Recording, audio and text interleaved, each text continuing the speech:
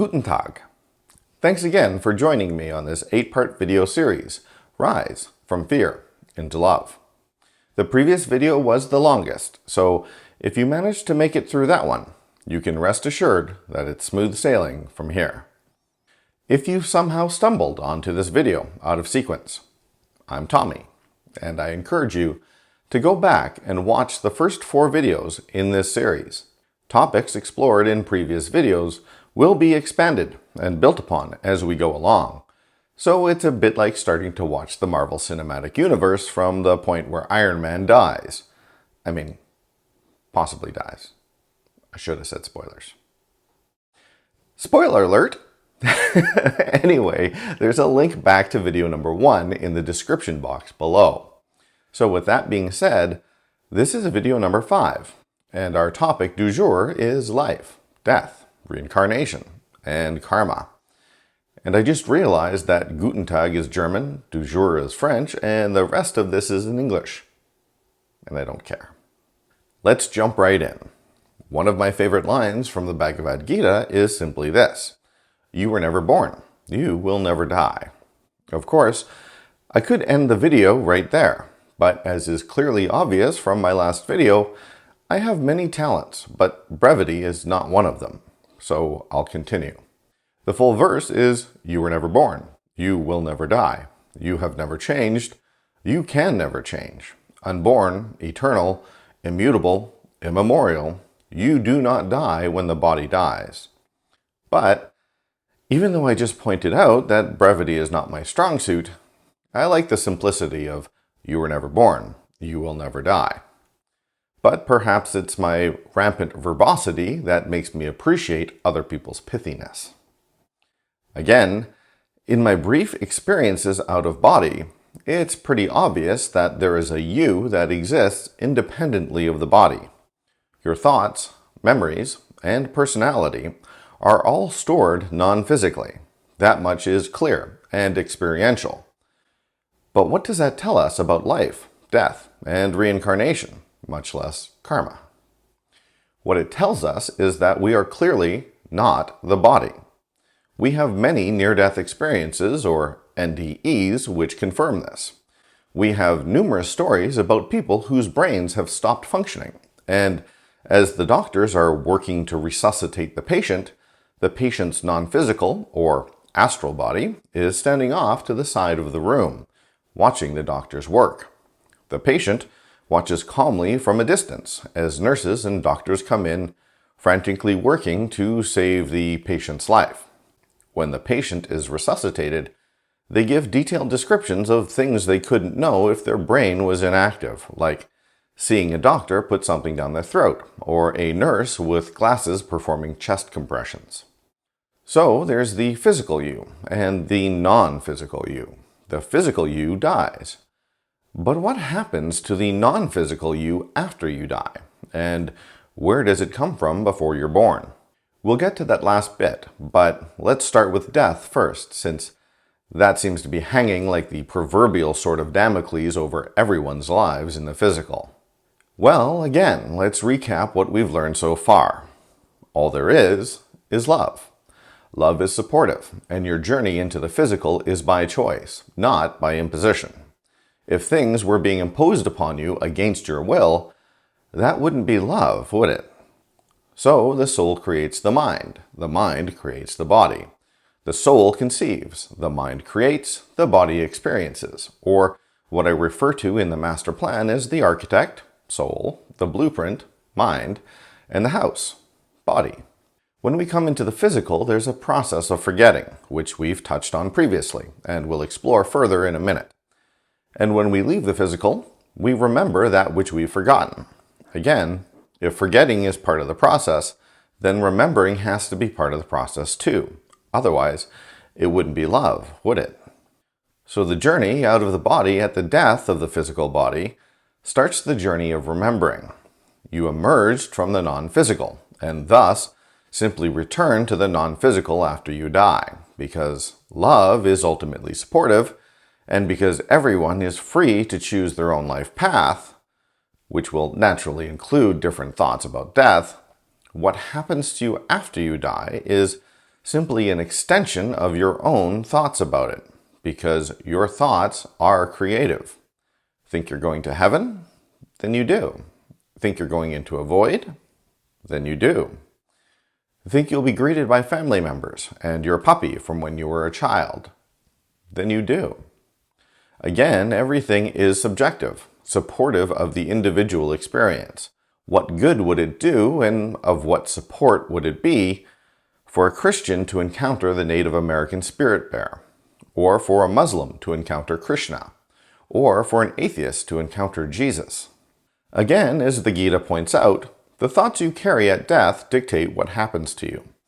But it is always supportive to what your beliefs about death are. Have you noticed that Christians who experience NDEs come back saying heaven is for real? Of course it is, for them. A Muslim would equally come back saying Jannah or paradise is for real. A Buddhist, a Hindu, a Mormon, or an atheist would all encounter exactly what they expect once they transition. This is true not only because love is supportive, but because, and here's the most important point, you create your reality. That continues after you die, because you never do die. You are a creator. Just as God cannot stop creating, you cannot stop creating, nor would you ever want to. There's too much joy in it. You create your afterlife experience as much as you create your pre-death experience. It couldn't be any other way. When you die, you re-emerge into the non-physical, or the metaphysical realm, which is a thought-created reality. What you think becomes manifest instantly. You literally create what happens to you after you die. So quit worrying about it. My out-of-body experiences have left me, as apparently they do with pretty much everyone who has them, remarkably unafraid of death. The energy that is me, the non-physical me, has to go somewhere. So while each individual after-death experience is unique, there are some similarities on which we can draw. The first is, of course, that death, especially unexpected death, like being flattened in a freak Zamboni accident or something, can be somewhat discombobulating. Discombobulating, if you're not aware, is a highly spiritual term, which roughly translates into, what in the actual fuck?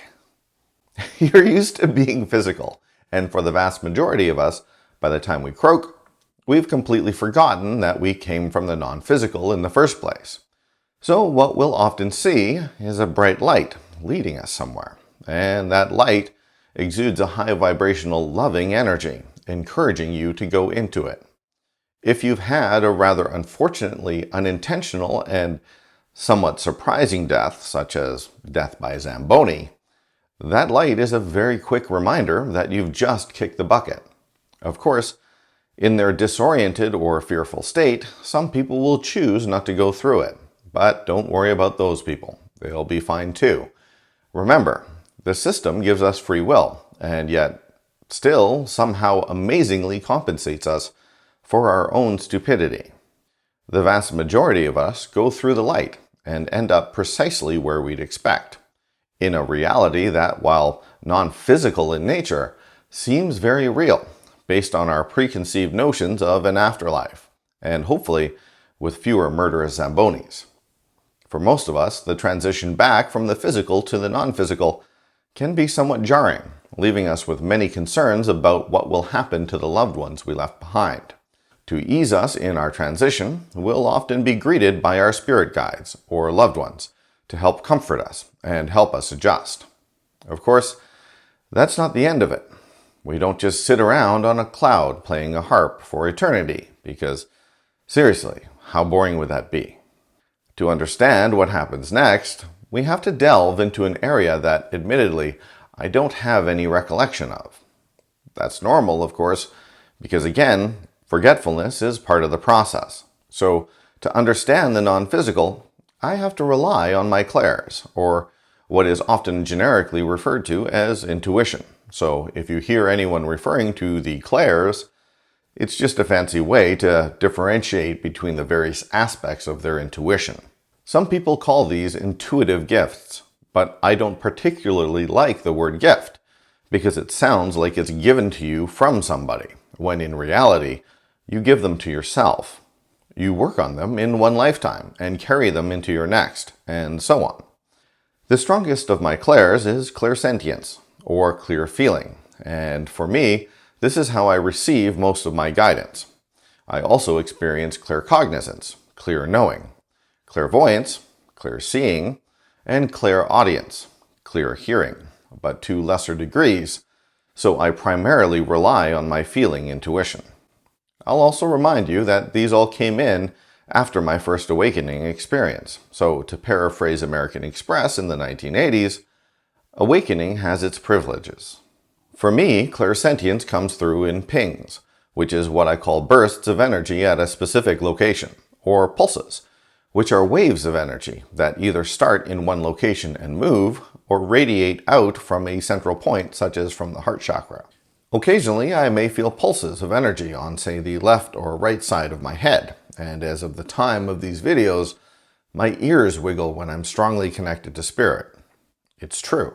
It's weird, but it's true. Often, these will be accompanied by an intuitive knowing of what the clairsentient information means. So, usually when I receive these messages, I know that the information I'm receiving is accurate for my journey. Again, this doesn't necessarily mean it's accurate for everybody, because everything is relative. It just means that the non-physical part of me is telling me that I need to pay attention to the information being presented. So the only thing I can really do is tell you what resonates with me, which means that the information that I'm presenting here was accompanied by a clairsentient sensation when I came across it. When I compare and contrast that to all the other information I know, such as the information presented thus far in the video series, it all seems to align. That being said, I could be wrong. Who knows? The important thing, as I stated at the beginning of this video series, is to trust your own intuition, to examine your own feelings. If anything I say resonates with you, use it. If it doesn't, feel free to file it in the circular filing bin.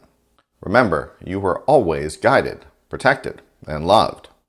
This is a loving system in which we work, and each one of us is on our own path. Our guidance, whether it be our guardian angels, guides, our inner being, whatever, is always assisting us. If something is irrelevant to our journey, we'll be guided away from it. So for the most part, it won't be in our experience. You don't, for example, see a lot of scientists hanging out in the metaphysical aisle of the local bookstore. If, through a free will choice, we happen to become aware of it, we're basically guided to dismiss it as BS. So, really, if you're still with me, you're either already thinking I'm full of shit, or you're curious as to what I'm going to say. Well, if you're going to stick around, then buckle up, because it's going to get a little weird, if it hasn't already. Most of my information on the time between lives comes from two different sources. The first are the books of Robert Schwartz, including Your Soul's Gift and Your Soul's Plan. And the second are the books of Michael Newton, including Journey of Souls and Life Between Lives. The two approach the subject of life between lives slightly differently. Newton uses past life regression hypnotherapy, while Schwartz uses various psychics, mediums, and channels to peer beyond the veil. So their results vary a little bit. Personally, I resonate more with Robert Schwartz's books, which is to say that I get more pulses of recognition as just described, but they both contain enough similarities to give you a bit of the overall picture. Everything is relative anyway, so as long as you've got the general idea, you're on the right track. Basically, what they both say is that once you get over the initial shock of kicking the bucket and adjust to being non-physical again, there are a number of different things that happen, including a life review of your last completed incarnation and a planning of your next incarnation. And here's where we start to get into the reincarnation bit. According to Edgar Cayce, one of the most documented psychics in American history, our purpose in taking physical form is to generate experiences. Experiences generate understanding. Understanding generates compassion.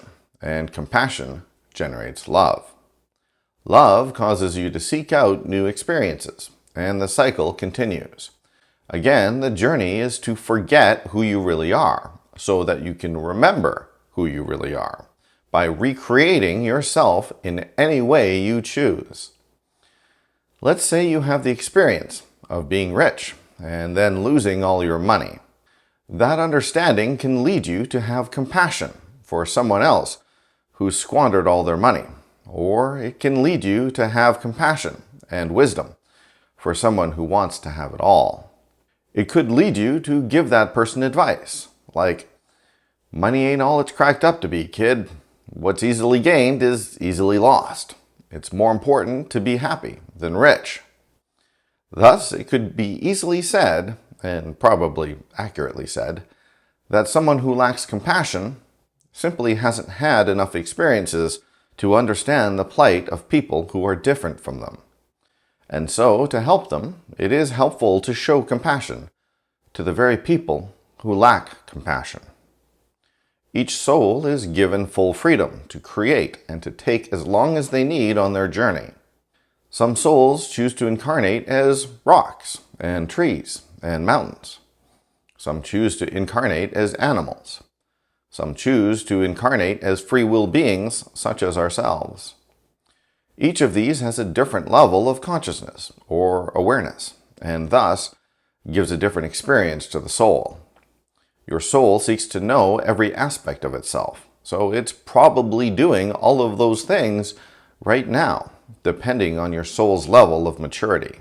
When it comes to the aspect of free will, the incarnating personality self, which I'll occasionally refer to as the entity, to distinguish it from the whole self, the soul self, and the body you incarnate into, exists in a quasi-linear fashion, experiencing a sequential series of incarnations, learning about how free will choices affect the incarnating self and their surrounding environment, gathering experiences, and gaining in awareness and maturity. We call those who have had many incarnations and have a high level of spiritual maturity and awareness old souls, and we call those who have had fewer incarnations and a lower level of spiritual maturity and awareness new souls, even though the word soul is used incorrectly in this case. You can recognize an old soul because they generally exude more inner peace, kindness, love, and compassion. They have a wisdom to them that seems to be beyond their years. They seem less affected by or attached to worldly things. You might even know some of these people in your personal life. There are plenty of them out there. But not all old souls exude peace and love. Some choose to come back into physical manifestation to help others reach inner peace, love, and compassion. Like an angel in disguise, they can often do this by being the opposite, causing those who interact with them to feel hatred, fear, or anger towards them, in the hopes of guiding others to recognize their own hatred, fear, and anger, and thus help them overcome their egoic tendencies. In truth, there are no victims and no villains, no saints and no sinners, no profane and no profound. We all play our part in the cosmic tango. The person you despise the most could be the most enlightened person on the planet. You never know. But back to reincarnation. In order to understand reincarnation, it's useful to think of it in terms of the days of your life. In the morning, you wake up, put on your clothes, do whatever it is you have to do that day, and then go back to bed at night. There's a period of time you're unconscious and don't remember anything. And then you wake up the next day, put on a new set of clothes, and do what you need to do during the day, and then go back to sleep. What you do during the day on day 2 might be similar to what you do on day 1, or it might be different, depending on what you get accomplished during day 1. Maybe you go to the gym on day 1 and the bank on day 2, or maybe you go to the gym on both days. It's up to you. You decide what you will do each day and set the priority of the items on your agenda. Think of each of your incarnations as a day in the lifetime of your soul. You come into an incarnation to work on stuff you started in previous incarnations. At the end of each lifetime, you go to sleep and wake up the following day, put on a new set of clothes, and go about your day. There are two main differences, however. First, during the days of our lives, we generally remember what we did during the previous day. Second, our physical lives are lived in a linear fashion, with Tuesday always following Monday and Wednesday always following Tuesday. When we incarnate, there is no such linearity. All time is open to us. With that being said, however, awareness is critical. While the soul itself is aware of all things at all times, the personality self is only aware of what it knows from incarnating, plus some basic stuff about the non-physical. So while linearity isn't necessary, it's based off of our awareness. For example, if one were to incarnate in New York in 1905 and live until 1985, living their whole life in the city, their particular awareness would be focused on New York City circa 1985 when they die. What this means is that when they decide to reincarnate, they may be partial to New York circa 1985, rather than New York circa 2985. There's nothing stopping you from incarnating in a future time, but it all depends on what you decide is best for your growth. And this is usually done with the help of your guides. You can equally choose to incarnate in the cave-dwelling age, the axial age, the dark ages, the Renaissance, the industrial age, the nuclear age, the modern age, or some far-flung future. You could even incarnate in Atlantis, Lemuria, or some far-off planet in Alpha Centauri. It all depends on you. Each of those time frames gives you a different experience and different opportunities for growth. So while your lives may be somewhat linear, they can take some interesting turns, such as being born in the same city during the same time when you're still incarnated. Again, using the example we just mentioned, you might expire, die, croak, in New York in 1985, but then choose to incarnate again in New York in 1965, because you really like the 1980s and wanted to try living your formative years during that time. This would mean there's a 20-year overlap where two of you exist in the same place in the same time. Well, not two exactly. It's more like two separate incarnations of the different personalities attached to the same soul. Or as a certain famous doctor would tell you, there's a lot of wibbly-wobbly, timey-wimey kind of stuff going on. Quite frankly, it's probably best not to think about it because it's liable to make your head hurt. Regardless, if you do dive deep into it, you'll start to realize how infinitely complex the system can get in a hurry, and how completely vast and multidimensional you really are. In fact, that's what makes this fairly difficult to talk about. Everything is interrelated and interconnected. So talking about kicking the bucket mixes in stuff about karma and rebirth, so if I'm jumping around a bit, I apologize. Let's get back to the basics. We're dead, and we want to be alive again. Now what? Well, first we decide why we want to incarnate again, because, as with the formula for world peace, our intention is what drives the process. Incarnating is a bit like an improvisational play. There's going to be certain beats we want to hit, certain characters we want in our lives. But as long as we hit those notes, the rest is up to us and our free will. Ultimately, it's all directed by you, so ultimately, you're in control. It just depends on what level of you you're looking at. So we sit with our guides and figure out what we want to work on in our physical lives. Typically things such as owning our own power rather than giving it away, standing up for ourselves, seeing people with compassion, overcoming anger, judgment, or condemnation, that kind of thing. During this process, we might meet with our soul family, which is a small group of souls that your guide works with, whom you've shared many incarnations with, to work out what parts you'll play for each other in your respective improvisational plays. You've likely been everything with them: mother-son, father-daughter, best friends, grandparent-grandchild, lovers, mortal enemies, siblings, which is kind of the same thing as mortal enemies in some families from what I hear, and so forth. Each of your soul family wants to work on different things, and may or may not agree to come into the particular incarnation you want to go into for reasons of their own. But if they do decide to incarnate with you at the same time, it'll always be mutually beneficial. Again, nothing is being imposed on anyone at any stage of the game. For example, you might decide to incarnate with someone who will be your boss during a crucial time in your life. They'll agree to diminish you, minimize your achievements, and degrade you in the hopes that you'll learn the value of your own self-worth and stand up for yourself, perhaps something that you've failed to do in previous lifetimes. Conversely, they'll have the opportunity to see what abusing power will feel like, or even possibly to learn to temper their criticism and see others with compassion, depending on what they want to accomplish. Unfortunately, you still have free will. It's possible that you may not learn to stand up for yourself, and they may not learn to temper their criticisms. What happens then? Well, there's usually backup plans for backup plans. So if you don't stand up for yourself at work, perhaps you'll be guided into a damaging relationship to the same end.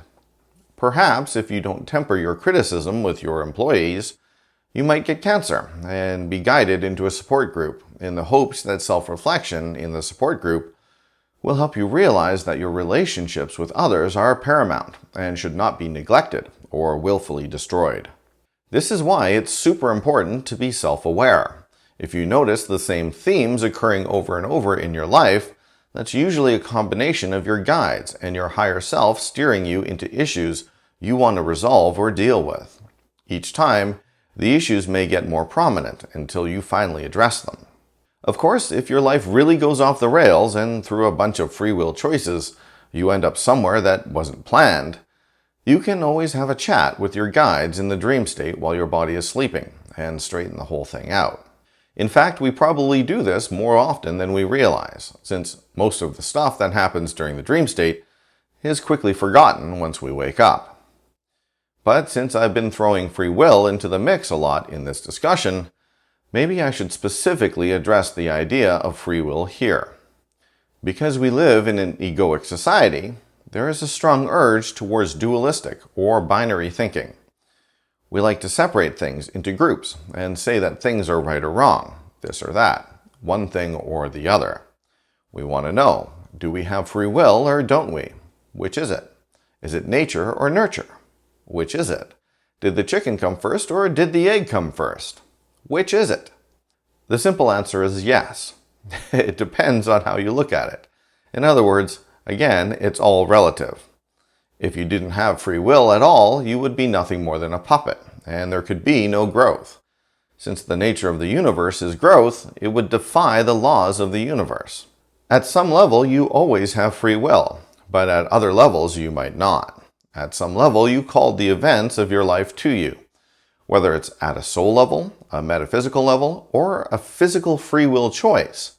Although by the time things manifest in the physical, it may not appear as if you have free will at all.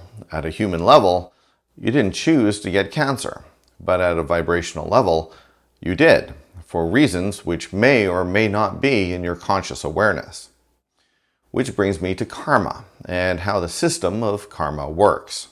First, let's go back to the beginning. There is no punishment and no condemnation in God's universe. There is no judgment, but self-judgment. There is no good or bad, only relativity. And therefore, there is no such thing as good karma and bad karma. So stop it. If you commit so-called bad deeds, you won't be punished and have to live as a dung beetle for 3 lifetimes before you can come back. Again, the universe is based on the law of attraction, not the law of imposition. So the Eastern religions are basically accurate when it comes to reincarnation, but their model of karma is slightly incorrect. Although, having said that, I do have a major issue with the Eastern model of reincarnation, which oddly we're not going to get into here, but we'll save for video number 6. Moving on. Karma is simply what we call the law of cause and effect, or the law of sowing and reaping. Every effect in the universe is both the effect of a previous cause and the cause of a future effect. And like energy attracts like energy. So if you perform acts with a lower vibration, such as rape or murder, that attracts like energy, bringing more lower energy effects into your life. If you perform acts with a higher vibration, such as selfless service, that attracts like energy, bringing more higher energy effects into your life. But it gets tricky because intent matters. Again, intent is really what starts the law of attraction train going. And the universe is responding to your vibration, not to your thoughts. So you need to ask, what is the intent behind the action? Killing a Nazi soldier during World War II because they're trying to get into your house and you're hiding a basement full of Jews who will likely die if discovered is a very different story than killing someone because they bumped into you and you had to prove your manliness. Both end up with a dead person at the end of it, but vibrationally, they're very different things. In the Edgar Cayce archives, there's a story about a woman who worked as a brothel owner, but she did so to support the women who worked for her and to help them better themselves and their lives. One of the women who worked for her in the brothel life was her daughter in the current life. So while their lifetimes were very different, the motherly energy was there both times. So you could take any of the evils of our current society, rape, murder, incest, prostitution, and upon examination, you'll see that they're not inherently good or bad. You could say, relative to the societies we want to create, we might say that they're bad. But again, that's also relative to the individual. Some people might consider prostitution evil. Others wouldn't have a problem with it. In other words, it isn't that something is inherently absolutely good or bad. It's what you do with it, and what you do with the effects of your actions. Is a drug addict bad if he or she spends their whole life stealing and doing drugs, but hits rock bottom, kicks the addiction, and dedicates the rest of their lives to helping other addicts? When viewing the actions of others, it's helpful to remember the saying, every saint has a past, and every sinner a future. Ultimately, the soul is trying to know itself as love, so rather than thinking of things as good or bad karma, try thinking of them as in alignment with Source or not in alignment with Source. Every move towards being in alignment with Source is helpful because it puts you into attunement with your true self and your creative power. Ironically, every move away from being in alignment with Source is also helpful, since every move away from alignment causes you to feel more and more discomfort or discordant energy, and eventually causes you to turn around and move in the direction of alignment. It's a little like trying to go from Vancouver to Toronto. You could take the Trans-Canada Highway and go straight there, or you could travel south, cut across America, then travel up on the East Coast. Both ways work, just one takes longer than the other. Heck, you could even bike across Canada, or fly, or, well, any number of options. There's no wrong choices. It's just a matter of how long you want to take and what you want to do along the way. Edgar Cayce said that karma was more like memory, or a past record of what you've done. Again, it's morally neutral. It's just what happened. If you spend a number of lifetimes as a warrior, taking pleasure in killing people and inflicting suffering on them in the battlefield, eventually you'll realize that you've spent a lot of time killing people, and while the ego likes it, who you really are doesn't like it very much. This might cause you to desire to know what it feels like to be killed, or to watch a loved one die, or to suffer at the hands of another. It might cause you to face your anger issues and find inner peace. Whether this takes one lifetime or 1,000 is up to you. Another way to think about it is to expand the idea of karma into karma, karmic balancing, and karmic releasing, which is to say that you take action in the world, and that generates karma, which again is simply that your actions cause effects. When you see the results of your actions, you will naturally want karmic balancing, which is to say that you'll desire to experience as many sides of the issue as possible. Once you've had your fill and feel you've experienced all you can experience from it, that karma will be released, and you no longer have to deal with it. This is not some sort of scale or bank account of good karma in, bad karma out, like the Eastern religions describe. It's simply a natural cycle of growth. So, back on track.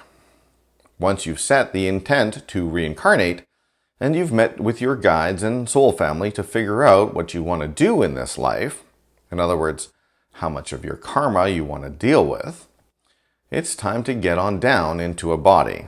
Of course, you pick your parents and your siblings, if any, and everyone agrees to take you into their family. For the family, this process is done and the agreement reached during their sleep state. Given your stated objectives, your guides will present you with a number of families which will give you the best opportunity to accomplish what you wish to accomplish, and you select the best candidate, call them in, and agree to important aspects of your developmental years.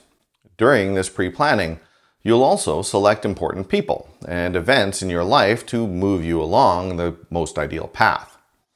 In his book, The Incredible State of Absolute Nothingness, a personal account of spiritual enlightenment by Stephen D'Amico, the author speaks very openly and candidly about remembering choosing his parents and why. He notes which qualities he would inherit from each of his parents and how those qualities would help him in his incarnational growth. The development and care of the growing child's body in the womb is done, obviously, by the mother. The personality self checks in from time to time to make sure that everything is going smoothly. But as you can imagine, there's not a whole lot to do with a body that's only partly grown and is, for all intents and purposes, trapped inside an ever-restrictive space. So the personality self doesn't really spend a lot of time in the body during gestation. However, once it's go time and the body is ready, the personality self comes into the body somewhat permanently, wraps the Kundalini energy around the base of the spine, and kicks off the labor process. So usually you'll come into the body shortly before birth, unless for some reason your personality self happens to find swimming around inside someone's tummy a cracking good time. Again, there's no hard and fast rules. It's up to the soul and the personality self as to what they want to do. Even after birth, there's not a whole heck of a lot to do, unless you enjoy laying on your back and counting the bumps on the textured ceilings while you wait for your mushy skull bones to harden up. You'll probably be in the body around diaper changing time though, because let's face it, peeing on your parents when you're a baby has to be pretty hilarious. At least from the baby's perspective anyway.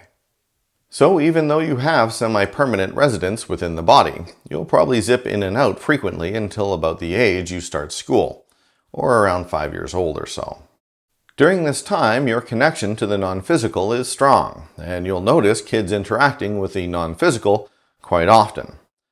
They'll have imaginary playmates who are very specific and have a non-physical form that the children can point to, which you'll usually find out when your kid says, "Daddy, don't sit there. That's where Emily is sitting."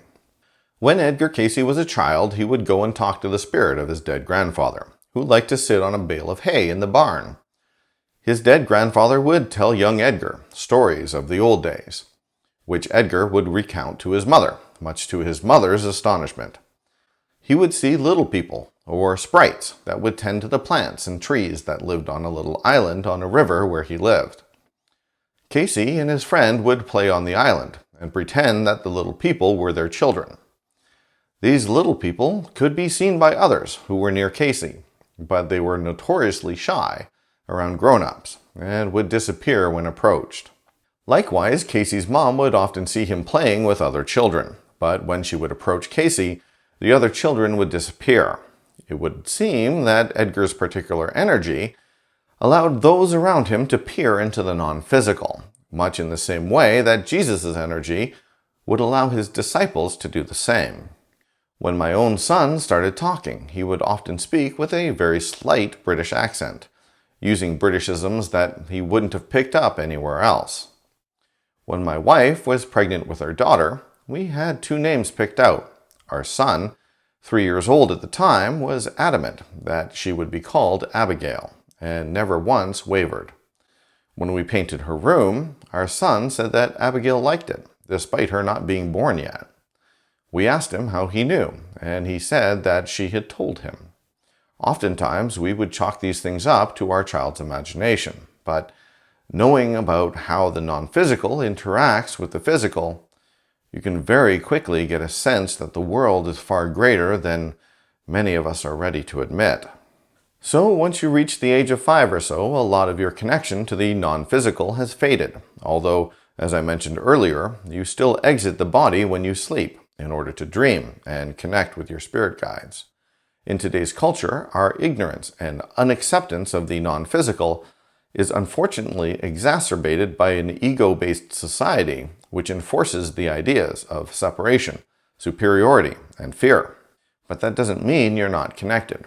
You can ignore your connection all you want, but it's always there, waiting for you to acknowledge it. But of course, since we're talking about death and rebirth, there's one major question that we haven't answered. Why does God allow children to die of cancer? Of course, this is a sensitive subject, so I'm going to tread as lightly as I can. Before we begin, I want to be absolutely clear that nothing in this section is meant to make light of anyone's situation or to imply that anyone, child or adult, is deserving of a terminal illness. But as with all things, understanding generates compassion, and compassion generates love. So, with as much sensitivity as I can, let's quickly discuss the issue. Obviously, if you feel like the subject might trigger you, please feel free to skip past this section. The first thing to remember is that in a dualistic universe, in order for wellness to exist, illness must too. That doesn't mean that illness has to be part of the human experience. It just has to exist somewhere in the universe. On Earth, we experience up and down, left and right. But in space, there is no up and down, or left or right. Just because something is a possibility does not mean it has to happen, or that it will happen. Illness is simply the absence of wellness, and as we experience light and dark, and notice that light is good for reading, and dark is good for sleeping, we recognize that all things have a purpose. Otherwise, they wouldn't exist as possibilities. So illness and wellness are simply one dualistic pair of a myriad of possibilities that provide options of experience within the human condition. If you knew before you got cancer whether you would live or die, where would be the drama? And if you knew before you had a child that that child would die of cancer before age 5, would you still have that child? And if you decided not to have that child, how would you understand the preciousness of life and the value of each human being without that drama? How would you comprehend the emptiness you feel when you lose a child, without the possibility of death and the illusion that life is finite? Once again, I'm not making light of anyone's specific issues, especially when it comes to the hardships of life, including illness and death. Illnesses, especially ones such as cancer, while often brought into physical manifestation from the metaphysical realm, must be treated at the human level, and the pain and trauma caused by the loss of a child must be handled with compassion, sensitivity, love, and empathy. However, since everything is relative, there's nothing inherently good or bad about illness or wellness. It's simply what we do with the experience that gives it its meaning.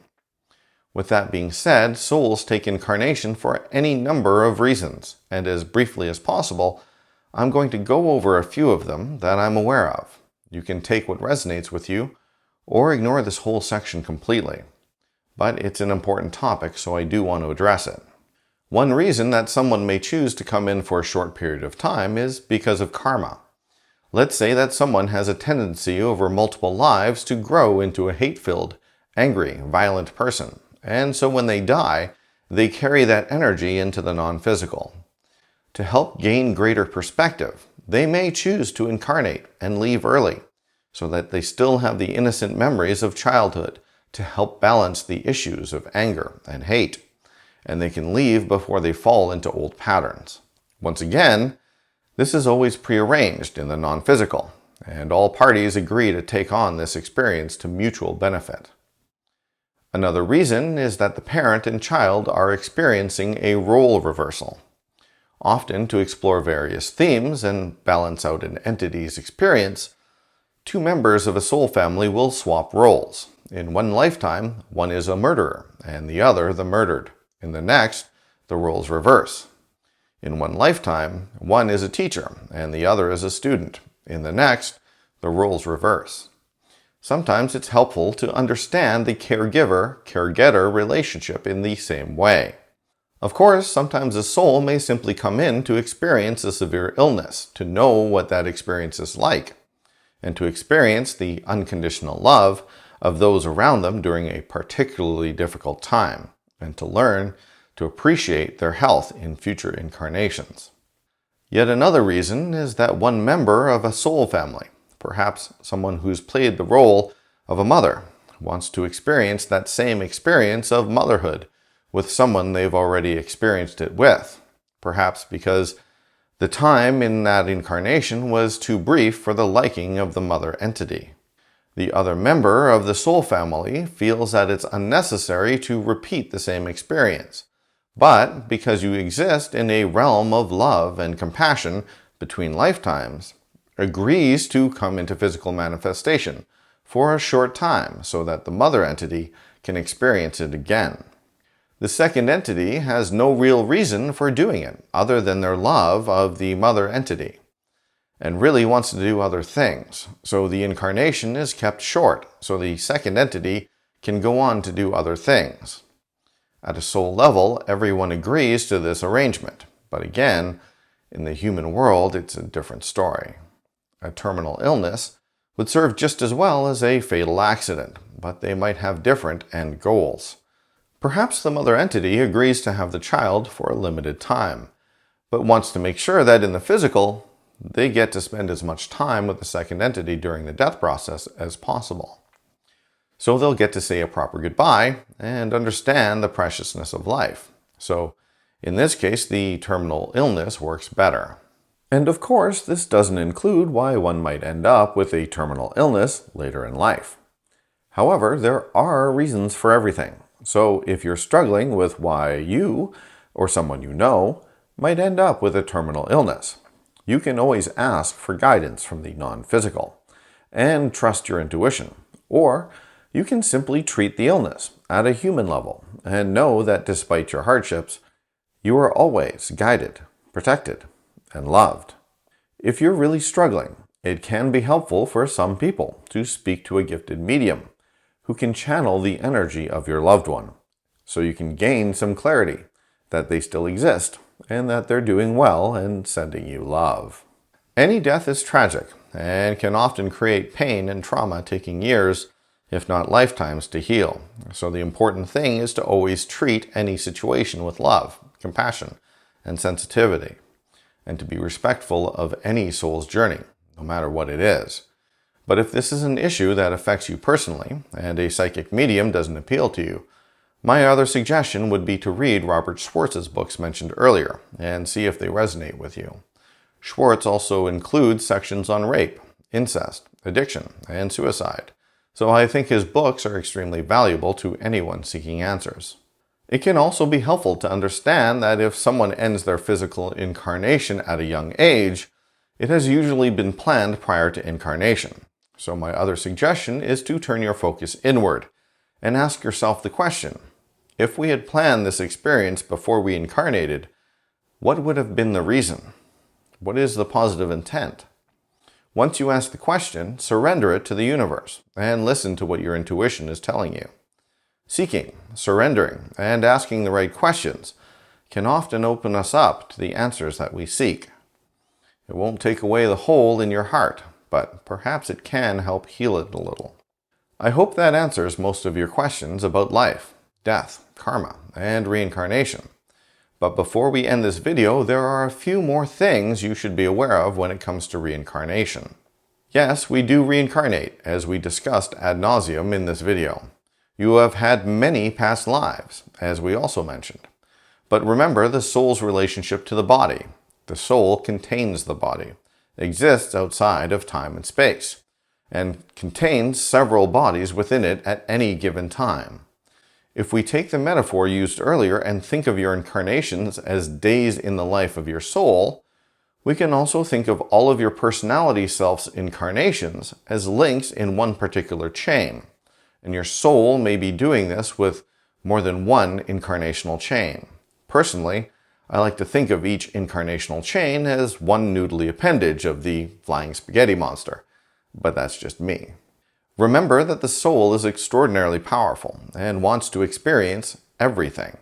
So at any given time, it could be you, and a flock of birds, and a school of fish, and a rock, and a grove of aspen trees, or anything else it chooses. It could also be the wind, a star, or a peat bog. So one possible explanation for past lives is that it's not specifically your past life, but a past life of your soul's noodly appendages.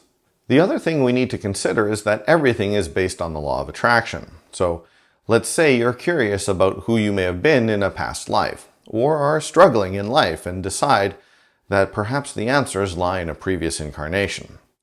That asking causes a vibrational frequency, and your guidance from the non-physical causes you to seek out a past life reader. The past life reader then gives you a series of past lives that match the vibrational frequency of the issues you're facing right at this moment. Those particular Akashic records the psychic is reading from will be vibrating at the same frequency, so you're likely to find a lot of resonance in your reading, but they may or may not be part of your particular past life. Remember that you are always guided by the non-physical, mostly through your intuitions, and when you ask, you receive. The non-physical's job is to give you the information that you need and ask for that is for the highest good, not necessarily the most correct. Sometimes information that keeps you on track when it comes to your personal path is for the highest good, even though it's not actually technically correct. Edgar Cayce's guides told him that Jesus was born through Immaculate Conception. Sylvia Browne's guides told her that Jesus was born just like every other child, from the DNA of a mother and a father. Cayce was a fundamentalist Christian. Sylvia Browne is a Gnostic Christian. Each one was given information that was for the highest good of their particular incarnational growth. Well, to some, this may undercut the idea of past life readings. I see it as a way to understand yourself better, and shows you how you're always guided, protected, and loved. Sometimes it takes seeing your issues from another perspective in order for you to face them. So knowing that you faced this issue in a previous incarnation can give you the incentive to handle it in this one. When you ask, you receive the information that is tuned to your vibrational frequency. So a good past life reading should resonate with you and give you a different way of looking at the issues you're facing in your life. But don't get overly attached to them. Don't think that because some psychic told you something that it's necessarily true. You may be given the information of Joan of Arc because that's the information you need. But that doesn't necessarily mean that you were Joan of Arc.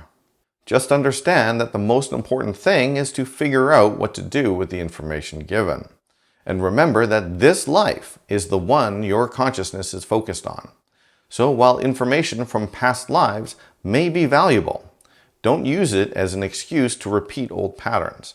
Know that the information that you receive is coming to you now because this is your most important incarnation, right here, right now. And this is where healing past wounds can take place. This is where old patterns can be broken. So, while you can receive information about past incarnations that can help you on this incarnational journey, if something seems like it may be a recurring pattern, it probably is. So go with your instinct. Remember your intuition.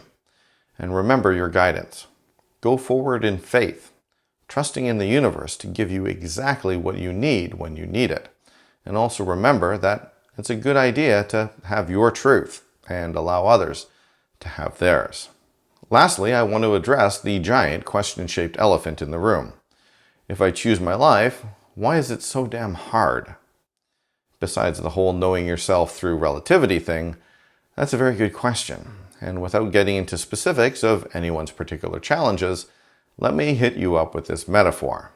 Back before I had kids, when I had time to play video games, there was a game that I really liked to play called SimCity. It's been around forever, so if you haven't heard of it, I'm genuinely shocked. But basically it's a simulation game where you create and run a city, placing roads, buildings, airports, and trying to encourage as many people to live in your city as possible by keeping taxes low and entertainment high. And while I love the game, you'd inevitably run into a problem. You'd start with a blank canvas and slowly build your city, which is super fun, trying to decide where to place things.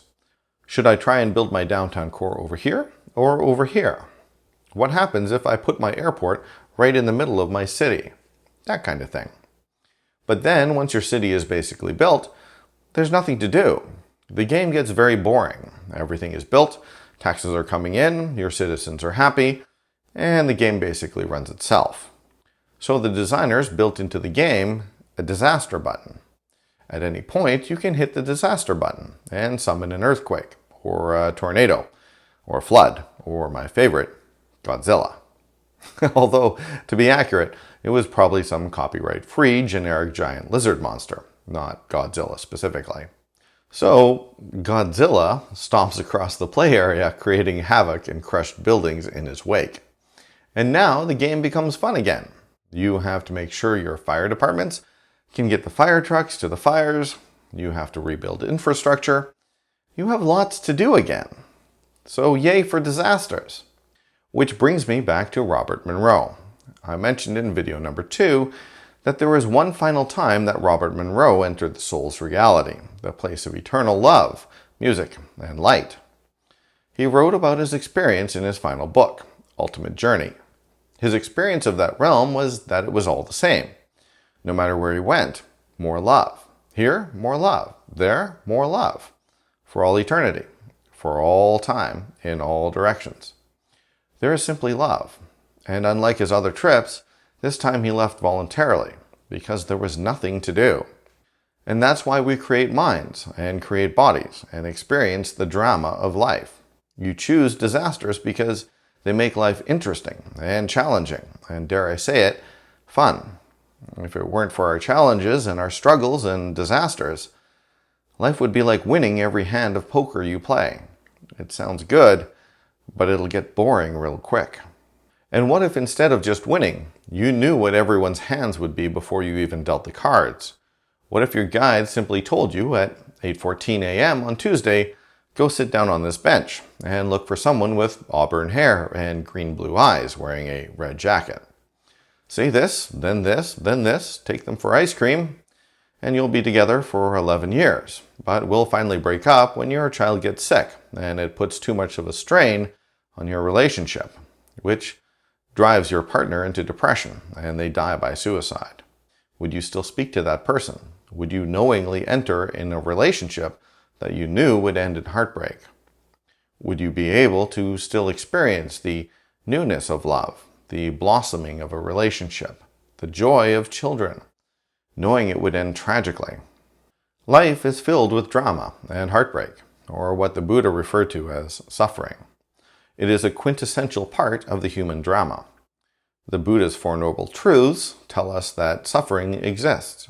It has a cause, it has an end, and there is a way to bring about its end.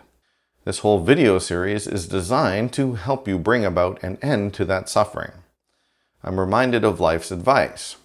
You're going to be happy, but first, I'm going to make you strong.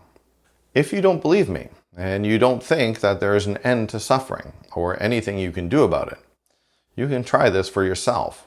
This whole experience is replicatable. You can always do what Monroe did, and visit the soul realm and see for yourself. The experience is just as open to you as it was to him. But like the Yogananda's monk spending 12 years learning how to produce fragrances out of thin air, I can think of a few things I'd rather do instead.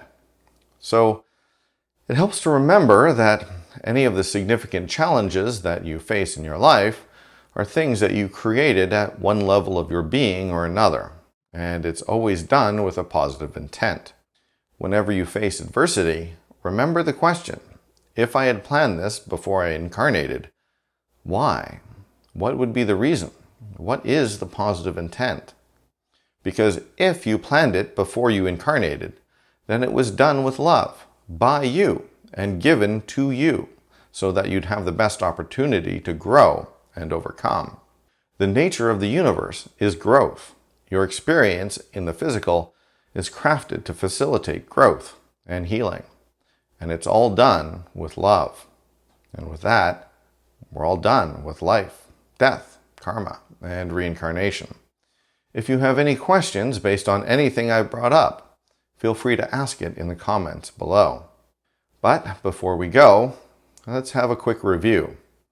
We started with an understanding of the system, and then we figured out our place in it. After that, we expanded our view to encompass our whole, timeless, powerful, eternal self, rather than just the limited physical body. In our next video, we'll explore some of the major societal issues, such as racism, sexism, homophobia, war, poverty, and more, and the spiritual root cause for all of them. In the video following that, video 7, we'll get into some of the spiritual solutions for these issues. I know that most of us are simply concerned with paying our bills and being a little bit happier. But ultimately, this series of videos is about helping humanity face its crises head on, understand them, and help make the world slightly better for us having been here. So if you're tempted to skip over the next couple of videos because they don't directly affect you, please don't. I promise you there will be some amazing content that will increase your understanding, empathy, love, and compassion, and help reduce your anxiety about all the troubles and strife in the world. More importantly, we're going to look into how to solve some of these issues, so you're not stuck thinking that we're all going to hell in a handbasket. Once again, thank you for watching this video.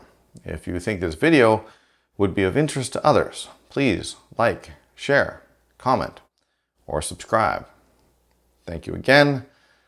We'll see you in the next video.